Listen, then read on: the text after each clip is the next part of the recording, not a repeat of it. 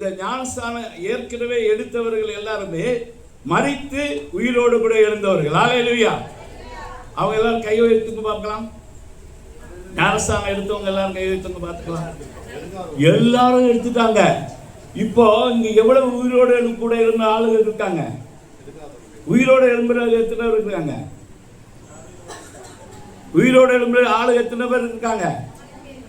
4 பேர் தான் இருக்காங்களா? உயிரோட எழும்புற ஆட்களால சபையில் நிறைஞ்சிருக்கு. ஹல்லேலூயா. கை வைத்துங்க பாப்போம். நீங்க எல்லாருமே உயிரோடு கூட எழுந்தவர்கள். இந்த சத்தியம் தான் உங்களுக்கு தெரிய மாட்டேங்குது. இந்த சத்தியம் உங்களுக்கு தெரிய மாட்டேங்குது. இன்னைக்கு நீங்க இதை தெரிஞ்சுக்கிட்டு போனீங்கன்னா இன்னைக்கு உங்க மனக்கண்கள் திறக்கப்பட்டுனா, ஏன்னா இது ஒரு சாதாரண காரியம் அல்ல. இயேசு கிறிஸ்து உயிரோட எழும்புவேன்னு சொல்லிட்டு அவர் 3.5 வருடங்கள் இருக்கும்போது தன் சீஷர்களுக்கு திரும்ப திரும்ப திரும்ப திரும்ப சொன்னார். அவங்க எவ்வளவு அதை விசுவாசித்தாங்க? அவங்க அதை விசுவாசிக்க நினைக்கிறீங்களா? விசுவாசிக்கிறாங்களா? விசுவாசிக்கவே இல்லை, நம்பவே இல்லை. இயேசு சொன்னாரு, நான் 3ஆம் நாள் உயிரோடு கூட எழுந்து நான் கலிலேயாவுக்கு போவேன்னு சொன்னாரு. இவங்க எல்லாம் எங்க போய் பார்க்க போனாங்க? கல்லறைக்கு போய் பார்க்க போனாங்க. மரியாள் கல்லறையே திறந்திருக்க கல்லறை பார்த்தா அங்க இயேசுவின் சரீரம் இல்லை. அப்பவும் அவளுக்கு ஞாபகம் வரல. இயேசு உயிரோடு கூட எழுந்திருப்பேன்னு சொன்னாரு. அவர் கலிலேயா போய் பார்க்கணும்னு அவர் திரும்பி பார்க்கறா. அங்க ஒரு தோட்டத்துல ஒரு தோட்டக்காரன் நிற்கிறார் என்று சொல்லி பார்த்து நினைச்சு இயேசுவிடத்திலே கேட்கிறா.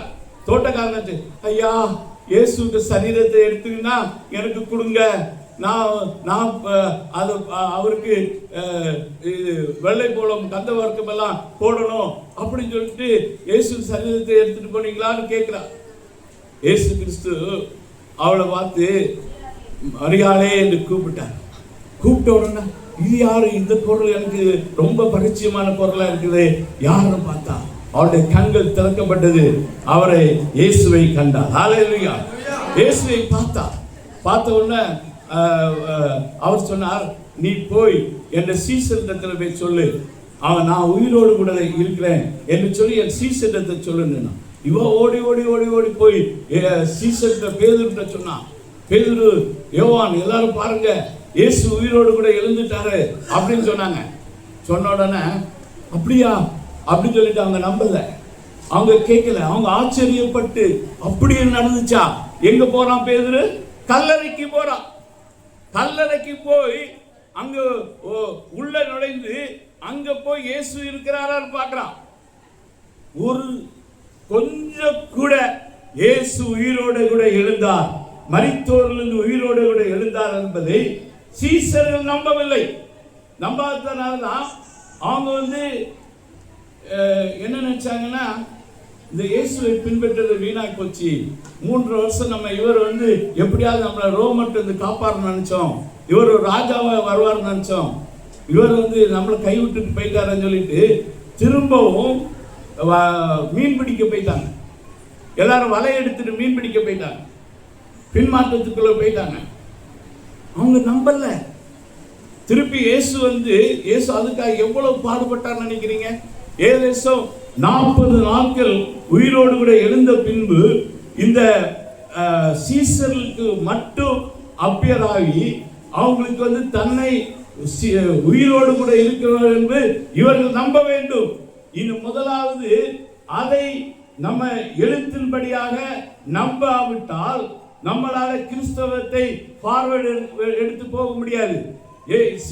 சீசர்களுக்கு ஆண்டவர் உறுதிப்படுத்த விரும்புகிறார், தான் உயிரோடு இருக்கிறதை உறுதிப்படுத்த விரும்புகிறார். அதனால அவர் திரும்ப திரும்ப போய் பண்ணார். எல்லாருக்கும் அப்பியர் ஆயிட்டாங்க. இப்போ சீசர்ல ஒரு குரூப் நம்ப ஆரம்பிச்சுட்டாங்க. உங்களுக்கு எல்லாத்தையும் வாசிக்க நேரம் இல்லை. அவங்க ஒரு சீசர் இடத்துல போய் அவங்களிடத்துல போய் பேசி அவங்களுக்கு அப்பத்தை பிட்டு கொடுத்த போது அவங்க உயிரோடு கூட எழுந்து கண்டாங்க. இப்படி எல்லாரும் நம்பிட்டு இருக்காங்க. நம்ம ஊருக்கு வந்தார்ல தோமா, தோமா நம்ம வீட்டு தான் இருந்தார். இந்த சென்ட் தாமஸ் மவுண்ட் இருக்கு இல்லையா, இயேசுவின் சீசர்கள் ஒருத்தருக்கு பேர்ல தான் அது சென்ட் தாமஸ் மவுண்ட் அழைக்கப்படுது. அங்க அவர் இருக்கும்போது அவரை கொலை செய்தாங்க. அவர் இங்க அடக்கம் பண்ணப்பட்டார். மயிலாப்பூர்ல அந்த சாந்தம் சர்ச்சில் தான் அவர் அடக்கம் பண்ணியிருந்தாங்க. அப்போ அந்த தோமா இருக்காரே, அவர் என்ன பண்ணாருன்னா, நான் நம்பவே மாட்டேன்ப்பா அப்படின்னு சொல்லிட்டாரு. இயேசு உயிரோட இருக்குது. இன்னைக்கு சபை முதல்ல விசுவாசிக்க வேண்டிய ஒரு காரியம், இயேசு மரித்து உயிரோடு கூட எழுந்தார். இது சும்மா லேசுப்பட்ட காரியம் அல்ல. இதை இன்னைக்கு நீங்க விசுவாசித்துட்டு நீங்க வெளியில போறீங்கன்னா உங்க வாழ்க்கையில ட்ரெமெண்டஸ் பவர் இறங்குறத பார்ப்பீங்க. இதை யாரு விசுவாசிக்கிறாங்களோ அவங்க வாழ்க்கையில tremendous power of God will appear. பாருங்க, கொரிந்து சபையில நிறைய மக்கள் இருந்தாங்க முதலாம் நூற்றாண்டுல. நீங்க 1 கொரிந்தியர் 15:12 வாசிங்க.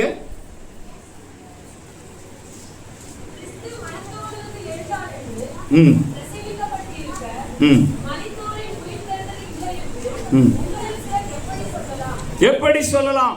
கொரிந்து சபையில ஒரு கூட்ட மக்கள் இருந்தாங்க. அவங்க இயேசு மரித்தவர்களிலிருந்து எழும்பவில்லை. மரித்த இயேசு உயிரோடு கூட எழுந்தார் என்பதை விசுவாசிக்காதபடி சபை இருந்தது. நம்ம பைபிள்ல எழுதியிருக்க சபை, கொரிந்து சபை அப்படி இருந்தது. எல்லாரும் இல்ல, ஒரு செக்ஷன் ஆஃப் பீப்புள் இருந்தாங்க. அவங்க இயேசு உயிரோடு எழுந்ததை விசுவாசிக்காதவங்க. அவங்க அவங்களுக்கு வாழ்க்கை இந்த உலகம்தான். இந்த இம்மைக்காக மாத்திரம் கர்த்தர் மேல் நம்பிக்கை வைக்கிற ஜனங்கள். 19 வசனத்தை வாசிங்க. நேரம் போயிடுது, அத வாசிங்க.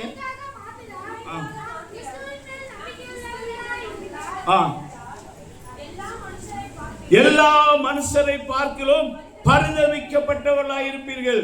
இம்மைக்காக மாத்திரம். ஆண்டவர்கிட்ட வந்துட்டோம், சுகமாக்குனாரு, இன்னும் சுகமாக்குவாரு, நமக்கு காசு பணம் தருவாரு, நம்மளை ஆசீர்வதிப்பாரு, நமக்கு கார் வாங்க உதவி செய்வாரு, வீடு கட்ட உதவி செய்வாரு, திருமணத்தை நடத்தி வைப்பாரு, பிள்ளை பிறகு உதவி செய்வாரு, நம்ம பிள்ளைகளை நல்லா படிக்க வைக்க உதவி செய்வாரு அப்படின்னு இயேசுவின் மேல அந்த காரியங்களுக்காக மட்டும் நம்பிக்கை வைத்தால் நாம் எல்லா மனிதர்களை காட்டிலும் பரிதபிக்கப்பட்டவர்களாய் இருப்போம் என்று வேதம் சொல்கிறது. அப்ப நம்ம என்ன செய்யணும்? அக்கிரமத்திலும் பாவத்திலும் ஒரு காலத்துல நாங்களும் மரித்தவர்களாயிருந்த எங்களை இயேசு கிறிஸ்து அவரோடு கூட உயிர்ப்பித்தார். நாம் இயேசுவோடு கூட உயிர்ப்பிக்கப்பட்டவர்கள் என்பதை அடுத்து உணர வேண்டும். ஹல்லேலூயா. சபை முதல் தவறு எது செய்து கொண்டிருக்கிறது என்றால், அந்த இயேசு உயிரோடு கூட எழுந்தது மேலேயே விசுவாசம் இல்லை. நீங்க இதை ஆணித்தரமாக விசுவாசிப்பீர்கள் என்று சொன்னால், நீங்க யார்கிட்டையும் போய் வேற கதையெல்லாம் பேச மாட்டீங்க, வேற எல்லாம் சொல்ல மாட்டீங்க.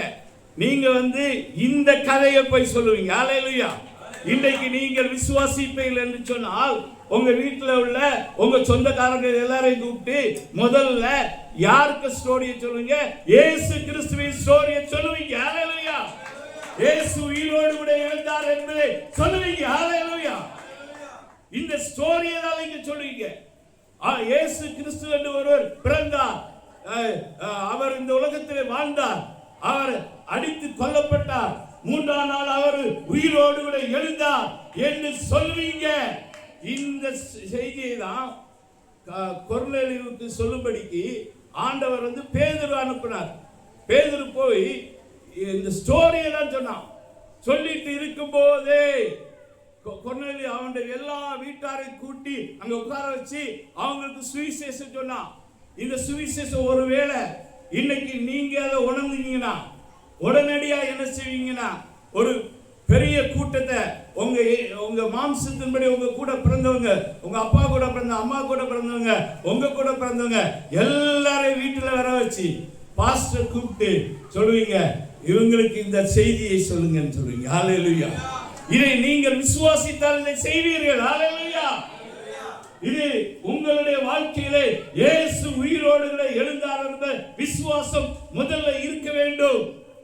அந்த உயிர்த்தெழுந்த இயேசு இருக்காருன்னா வேற ஸ்டோரி நமக்கு தேவையில்லை. இதை விட வேற எந்த ஸ்டோரியும் பெரிய ஸ்டோரி இல்ல. இந்த உலகத்துல பிரவேசோடு இல்லை, உயிரோடு கூட எழுந்தார் என்ற செய்தியை உலகம் முழுவதும் அறிவிக்க வேண்டியது சபையின் கடமை, சபையின் பொறுப்பு. அதை நாம் செய்ய வேண்டும். அருமையான தேவனுடைய பிள்ளைகளே, நீங்கள் இதை செய்வீர்கள்.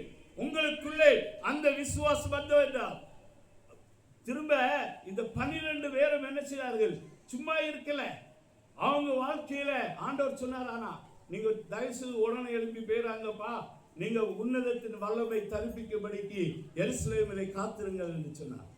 அவர்களுக்குள்ளே அந்த தனக்குள்ளே இருந்த பரிசுத்த ஆவியானவரை அவர் கொடுத்தார். எத்தனை பேர் பிலீவ் பண்றீங்க உங்களுக்குள்ள பரிசுத்த ஆவியானவர் இருக்கிறார் என்று கை வைத்துங்க பார்க்கலாம்.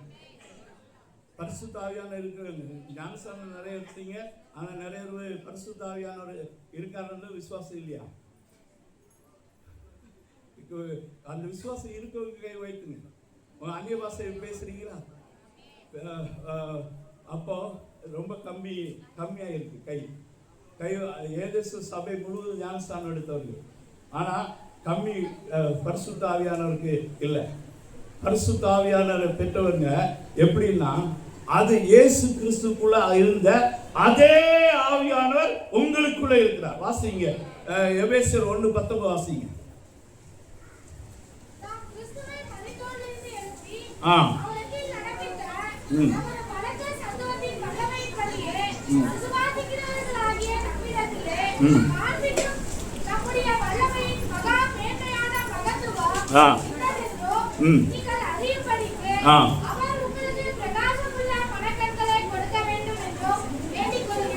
பிரகாசமுள்ள மனக்கண்கள் என்னன்னா, பரிசுத்த ஆவியானவர் இன்னைக்கு உங்களுக்குள்ள இருக்கிறார். நிறைய பேருக்கு அது தெரியல. இந்த ஆவியானவரும் இயேசு கிறிஸ்துக்குள்ள இருந்த ஆவியானவரும் வேற நினைக்கிறீங்க. வேற கிடையாது, அதே ஆவியானவர். வேதம் என்ன சொல்லுங்கன்னா, கிறிஸ்துவுக்குள்ளே மரித்தவர்கள். கலாத்தியர் 2:20 வாசிங்க. சாரி, கலாத்தியர், ஆமா, கலாத்தியர் 2:20.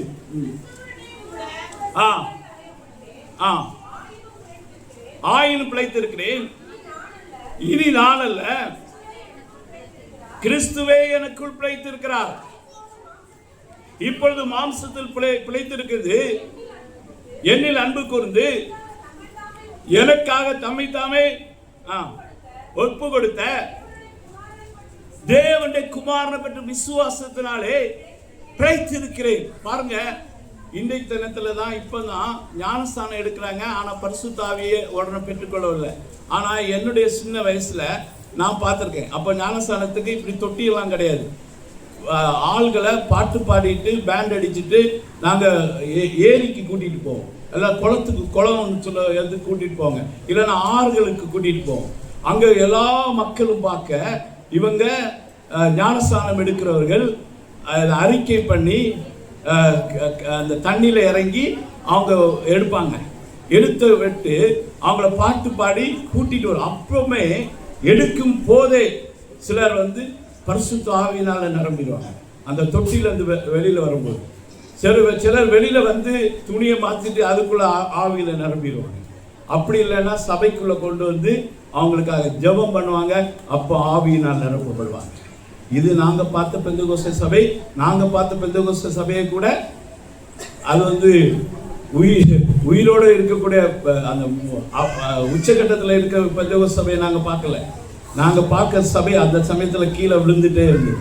அது 70, 75 எனக்கு கொஞ்சம் ஞாபகம் இருக்கும். அந்த சமயத்துல நாங்க இருந்தோம். அந்த சபைகளுக்குள்ள அந்த சபை அப்பவே கீழே விழுந்து போனது. அப்படிப்பட்ட நிலைமையில இருக்கும்போது தான் அவங்க ஆவியின் அபிஷேகத்தை பெறுவாங்க. ரெண்டாவது, சபைகளுக்குள்ள ஆவியின் வரங்கள்ல குறைவு இல்லாமல் இருந்தாங்க.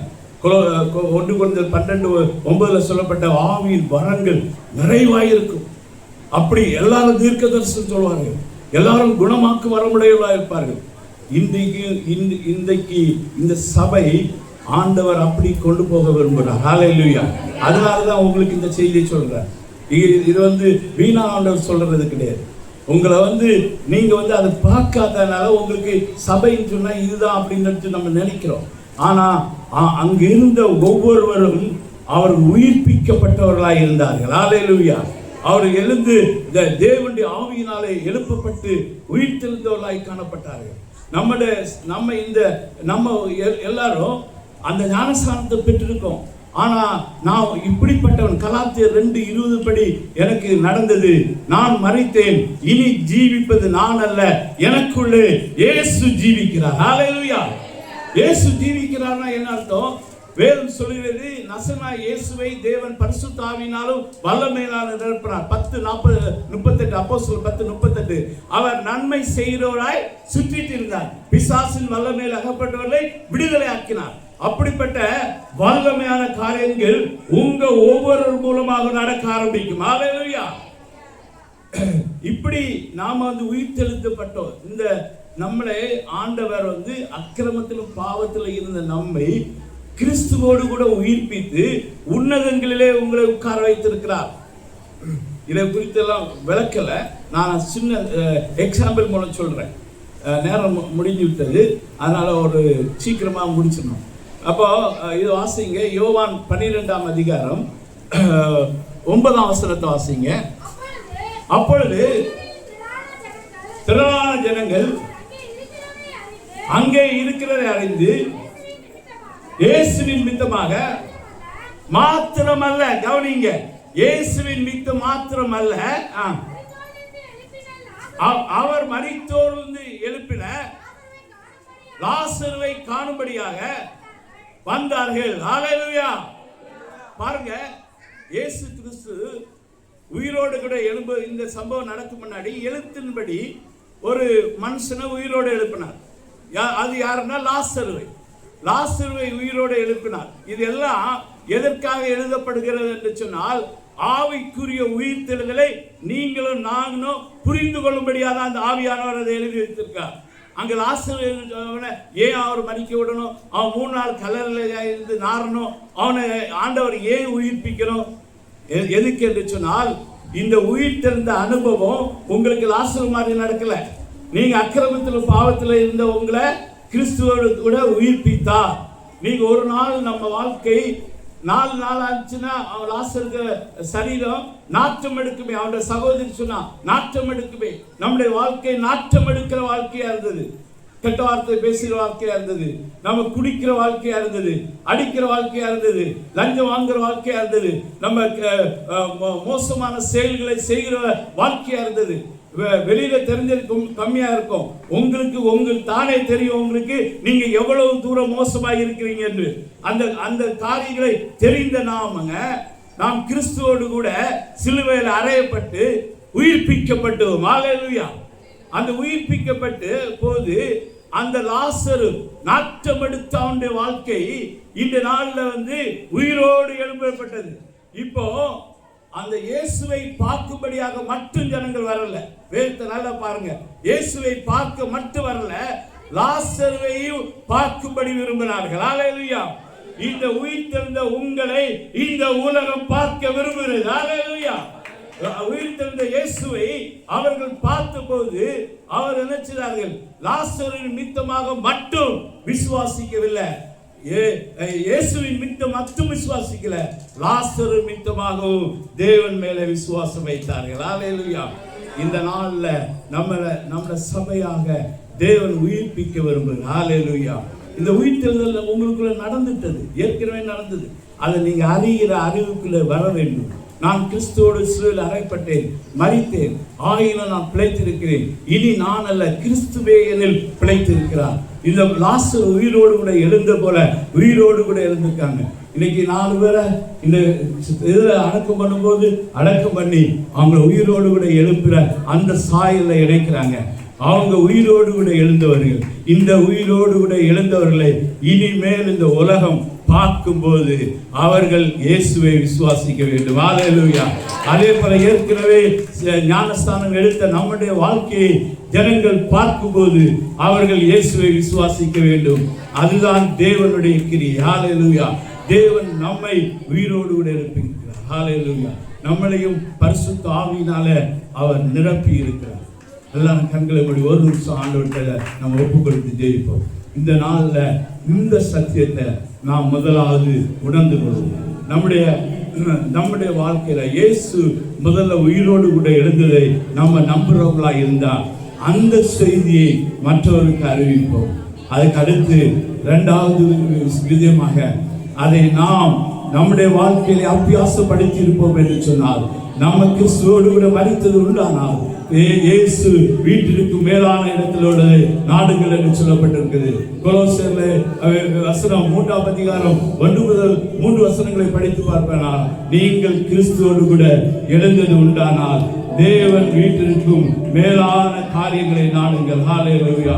இனி நான் அல்ல, கிறிஸ்து என்று நாம் வாழ்வோம். நம்முடைய வாழ்க்கையை பார்க்கிறவர்கள் இயேசுவை காண்பார்கள். ஹல்லேலூயா.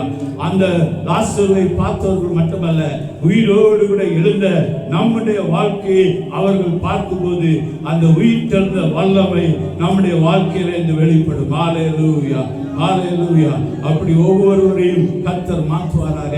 நமக்கு அந்த உணர்வுடைய இருதயம் நமக்கு தேவன் கொடுக்க விரும்புகிறார். கர்த்தர் நாளிலே நம்மை ஒவ்வொருவரையும் ஆசீர்வதிப்பார். இயேசு கிறிஸ்து நாமத்தில்